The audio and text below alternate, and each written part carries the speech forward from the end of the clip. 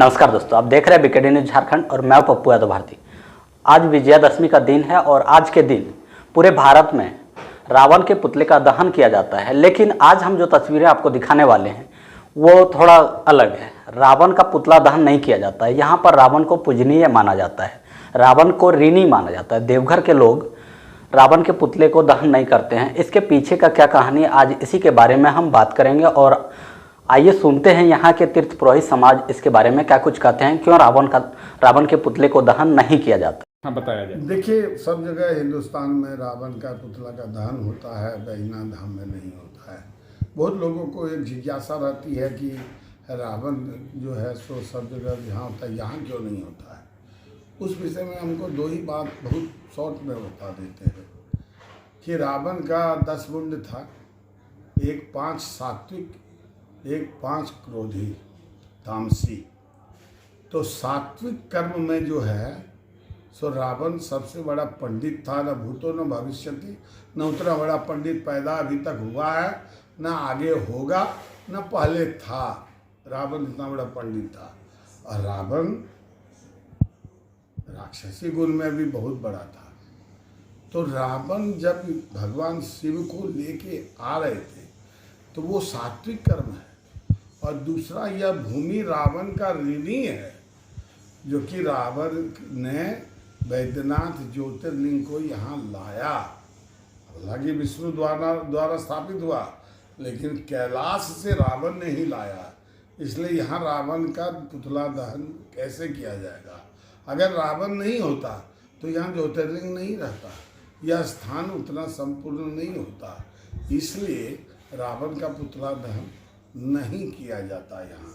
और रावण का पुतला दहन नहीं होता है। रावण के भीतर जो क्रोध, लोभ, मोह था, उसको मनुष्य लोग जो है अपने शरीर के भीतर, जो आपके पास क्रोध, लोभ, मोह पड़ा हुआ, हर मनुष्य में रावण है।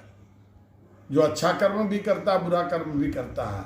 तो उस बुरा कर्म को त्यागने के लिए विजयादशमी के दिन, मतलब दशहरा के दिन, उसको अग्नि में आहूत करता है कि हमारा पाप, जितना पाप कर्म पंचकर्म है, उसको से मुक्ति मिले। वही रावण का पुतला दहन है। रावण उतना खराब नहीं है। रावण सीता को लेके अशोक वाटिका गया, त्रिजटा को पहरे में रखा, लेकिन सीता को कभी छुआ नहीं। सीता से कोई किया, वो राजा था। अगर राक्षसी प्रवृत्ति का रहता तो वो कुछ भी कर सकता था। लेकिन रावण एक ब्राह्मण और श्रेष्ठ ब्राह्मण के कुल में जन्म लिया है, और जन्म लेने के बाद संस्कारी भी है। इसलिए सीता को कहीं भी उसने अपमानित नहीं किया। चूंकि सीता के अपहरण के बाद ही विष्णु के द्वारा रावण का वध होना लिखा था। रावण बहुत बड़ा जोशी था, वो जानते थे। और सब अपने परिजनों को, राक्षसों को विष्णु के द्वारा मोक्ष कराने के लिए ही रावण ने सीता का हरण किया था। और उस दिन रावण के सीता का हरण के चलते नहीं, वो 5 पाप कर्म जो रावण के पास भी था, जो हर मनुष्य के पास है, उसी का दहन करने के लिए रावण दहन होता है। ऋणी है ही, आज भी है और कल भी रहेंगे। तो आपने सुना अभी देवघर के तीर्थ पुरोहित दुर्लभ मिश्र को, जिन्होंने बताया कि यहाँ पर रावण को पूजनीय माना जाता है।